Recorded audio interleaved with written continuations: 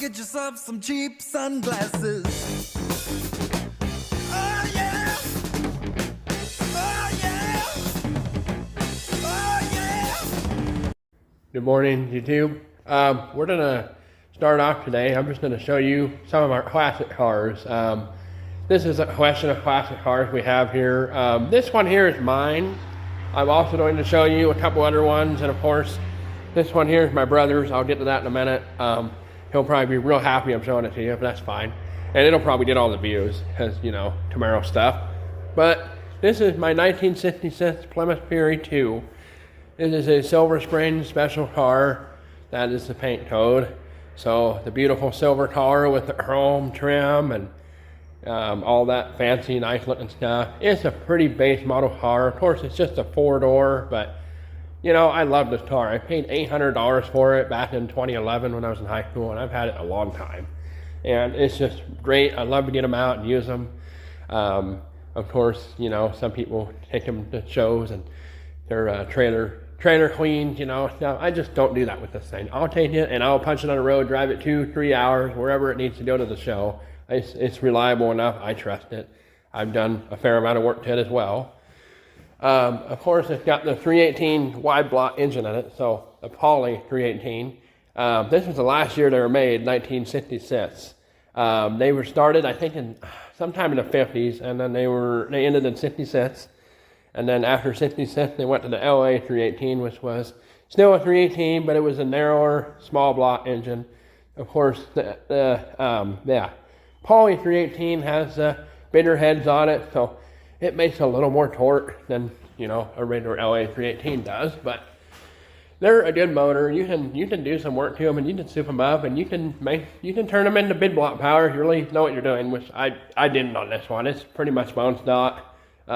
It's been bored over a little, because I did have the motor out and had somebody go through it, oh gosh, 15 years ago, maybe 10, 15 years ago. It's been a while. It was all taken apart and sent to a machine shop and everything. But anyway, this is a pretty decent survivor car. I mean, most of them ended up in derbies and stuff like that, which I see they're big 4-door, big giant land yachts, basically. I completely understand it. So I'm glad I was able to save this one. I'll get you in the interior here in a minute, but first I was going to talk to you about the engine here a little bit more. I actually got some upgrades I'm going to do to this thing. So we're going to pull the air cleaner, not today, different video, pull the air cleaner. We're going to take the intake off. We're going to get rid of all that. Well, keep it in storage. Because I found, well, I didn't, but somebody I know found a 4-barrel intake for this engine. And if you know anything about these engines, that is very hard to find a 4-barrel intake, factory especially, and that's what he found. So we're going to put a 4-barrel on here, and it's going to have a lot more, I don't know, it won't have a lot more power, but it'll snoot and go a little better. So I'm looking forward to that. I need to go pick that up here sometime, actually. Just don't know when I'll get to it, but yeah, that's one of the big projects on here that I'm going to be doing soon. Is going to do a 4-barrel and then maybe like a 600 CFM carb. I don't know. Thought about putting a Rochester on it, but I don't know. Quadrajet, they're okay, but I don't whatever they are. But I think I'll just go with an Edelbrock, I mean. So anyway, yeah, that's the plan with this car. The wheels, they're just poverty hubcaps. They're off a Dodge Phoenix. That's right, Dodge Phoenix. That's what I got them off of. A Monaco, a Phoenix. They're kind of similar to this car, but I really like that 3-spoke design.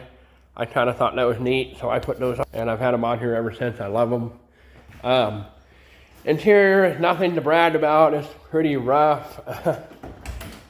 As you can see, the seat is darn near pristine condition, just perfect. It's just a 3-speed 904 torque flight. Nothing too fancy or unusual. It's good transmission. Yeah.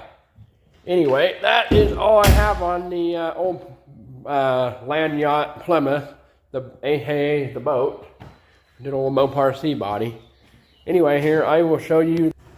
Here is my brother's car. It's a 1981 Z28 Camaro. Of course, it's everybody likes these Camaros. You know, they're pretty popular. It's a nice car. You know, I wish he would get it out and drive it a little bit more. So get in the comments and give him hell for not driving it, because he needs to drive it more. It's a nice old car, and it's just sitting in here, and it needs to be driven. Just a 350 small block, nothing fancy, but hey, not my car. I'm not going to do a video on it very long. Let's go look at some of the other cars here in the question. Now, here is a beautiful car. Now, this is not my car. I rent a shop down the road, and part of the agreement was take care of the cars, keep them up a little bit, and I can use this shop over here, which you can kind of see the shop over there behind my pickup. But this is the neighbor's car. This is a 1954 Chrysler New Yorker Deluxe. This is a high-end model back in the day. This is a beautiful, beautiful car. It's got the Chrysler Firepower 331 Hemi in it, so the smaller of the Hemis.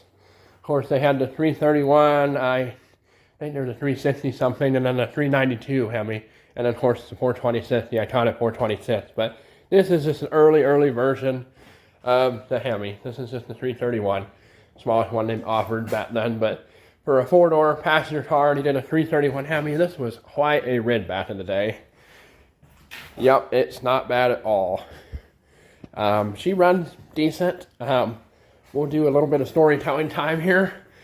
I know a guy here that was borrowing it to take it to a prom for his daughter, and he came, got it. He lives like 2 hours from here, 3 hours almost, 2.5, I don't know, something like that. Close enough. Anyway, you get the point. He came and got it, took it down there, and well, he had a little mishap. As I can see here, kind of hard to start it when there's no key in it, so yeah, I need to work on that sometime, fix all that. But this interior, just beautiful, just a beautiful old car. I think it's been repainted. I mean, it's not original as far as I know, but it's a great car. Anyway, I can start it up here for you and show you how to start it up, because there's no key in it. Just so if this ever happens to you on an older car or something like that, this is the way to do it. If you need to go somewhere and you need to get it out of the road or whatever. Bear with me here a second. Okay, so this is a positive ground car. So this is a 6-volt system, which I'm really surprised nobody converted it to 12 volt, but it's still kind of cool. It's still a survivor. Don't see too many of these left anymore. Most people have converted them. But anyway, like I said, the ignition stick in this one broke, so the key can't start it with a key. So what I did was, had to go up to this town 2 hours away, and I had to take some supplies here, and I had to wire the oil direct, so I could just hook it straight to the battery. It made a spark, and then this is how you start it. You go down here and jump it. Make sure it's in neutral, of course, you do this. I'm not responsible for accidents, but yeah, there you go. That's all you gotta do. She's running. Pretty simple hack. If you get in a bind, can't get the key out, it's pretty easy. And then of course, when you want to shut it off, you just pull this off and try not to shock the crap out of yourself. Yep, that's all there is to it. Pretty simple. Anyway, that's about all I have for today on the old cars, but hope you enjoyed this video, and if you haven't already, subscribe. I will try to make more content, will especially make more content with the cars at car shows maybe. When we're out in the field doing hay or combining work, harvesting, planting, whatever, I'll make all sorts of videos for that kind of stuff. Anyway, thank you all for watching, and have a great day.